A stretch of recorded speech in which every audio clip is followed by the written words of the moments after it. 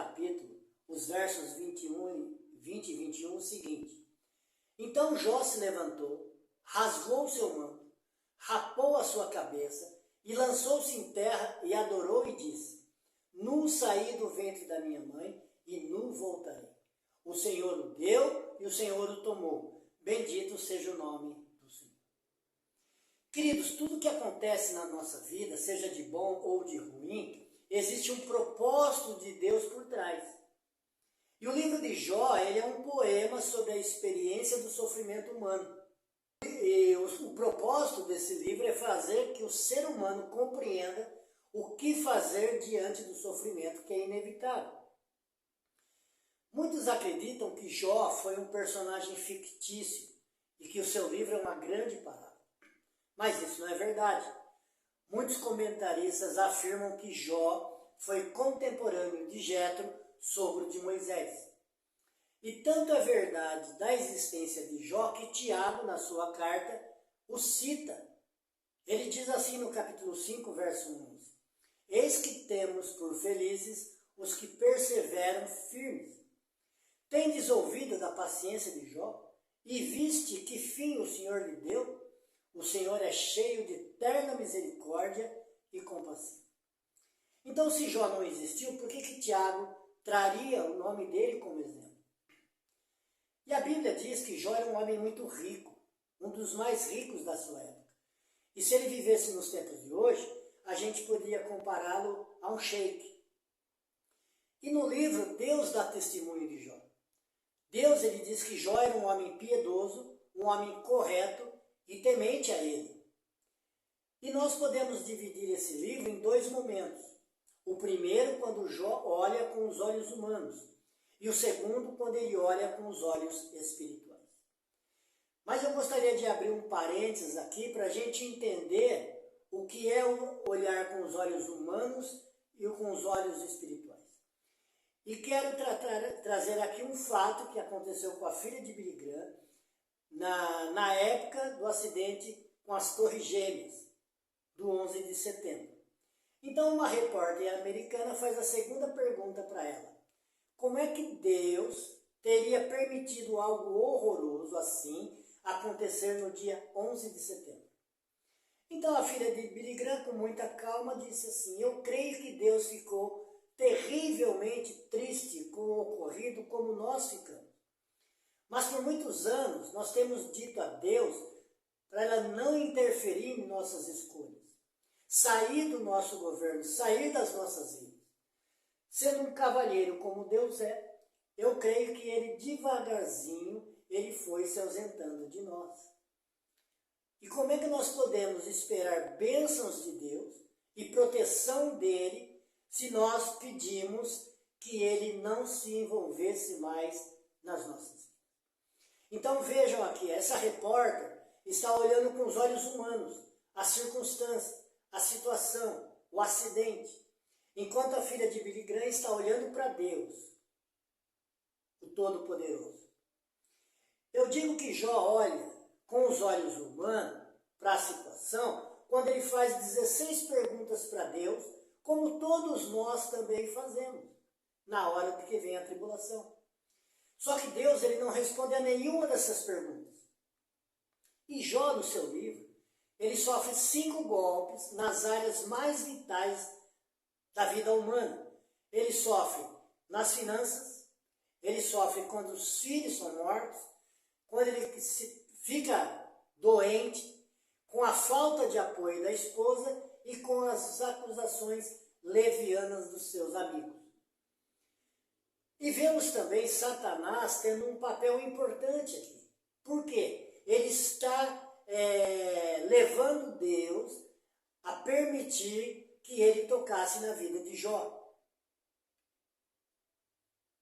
Aí nós podemos lembrar da carta de Paulo aos Efésios, capítulo 6, verso 12, onde ele diz: porque a nossa luta não é contra sangue e carne, e sim contra os principados e potestades, contra os dominadores deste mundo tenebroso, contra as forças espirituais do mal nas regiões celestes.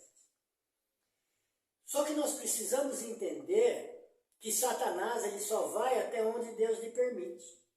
Olha o que diz Jó no capítulo 2, no verso 6. Disse o Senhor a Satanás: eis que ele está em teu poder, mas poupa-lhe a vida. Martim Lutero diz que Satanás é um cachorro na coleira de Deus. Ou seja, ele só pode ir até onde Deus permite. E entre os capítulos 3 e o capítulo 19 até o verso 24, a gente vê Jó fazendo perguntas a Deus, protestando contra a severidade de Deus, contendendo com Deus. Porque aqui Jó está olhando para a sua situação, para a sua degradação, para as suas mazelas. Mas a partir do capítulo 19, a partir do verso 25, Jó começa a olhar com os olhos espirituais.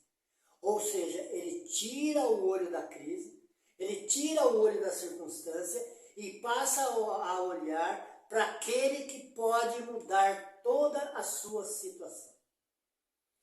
Ele diz no capítulo 19, verso 25, porque eu sei que o meu Redentor vive e por fim se levantará sobre a terra. Então aqui Jó começa a olhar com os olhos espirituais, quando Deus começa a se revelar a ele através de 70 perguntas que Deus faz a Jó. E aí Jó consegue enxergar a soberania dele. E no capítulo 42, verso 2 diz: bem sei que tudo podes, e nenhum dos seus planos pode ser frustrado.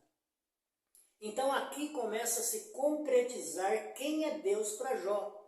Não aquele do começo do livro, mas sim o Deus onipotente, onipresente, onisciente, que faz tudo segundo o seu propósito. Aí Jó termina no verso 5 do capítulo 42, dizendo: eu te conhecia só de ouvir, mas agora os meus olhos te veem. Então vejam a diferença do começo do livro para o final do livro. Veja a diferença entre o olhar espiritual e o olhar humano. Quando a gente enxerga situações, circunstâncias, o mal, a gente está olhando com os olhos humanos. Mas quando a gente consegue enxergar a Deus no problema, a gente começa a enxergar com os olhos espirituais. Ok? Quando a gente olha com os olhos espirituais, a gente começa a entender que tudo que Deus faz é para nosso bem. É o que Paulo fala em Romanos 8, 28. Sabemos que todas as coisas cooperam para o bem daqueles que amam a Deus, daqueles que são chamados segundo o seu propósito. Então Jó, durante todo o tempo, ele manteve a sua fé, mesmo em meio às lutas. Ele creu na soberania de Deus. Há 2 semanas atrás, eu perdi o meu celular. Só que às vezes as pessoas ouvem: eu perdi o meu celular, parece uma coisa banal. Mas para mim não foi. Porque o celular para mim era muito importante. Para mim o celular era primordial porque eu tinha contatos importantíssimos nele. E o celular também me ajuda a produzir esses vídeos como esse que eu estou fazendo para evangelismo. Então no primeiro momento eu fiquei chateado, né? Confesso que aquela perguntinha básica veio na minha mente. Por quê? Por quê? E da mesma forma que Jó pergunta e Deus não responde para ele, comigo foi a mesma coisa. Aí o sangue foi esfriando, o tempo foi passando. E aí eu me lembrei desse texto de Jó. Não saí do ventre da minha mãe, não voltarei. O Senhor o deu, o Senhor o tomou. Bendito seja o nome do Senhor. E aí eu comecei a ver que quem havia me dado o celular foi Deus. Porque tudo que temos vem das mãos de Deus. Mas também eu entendi que Deus permitiu que eu perdesse esse celular.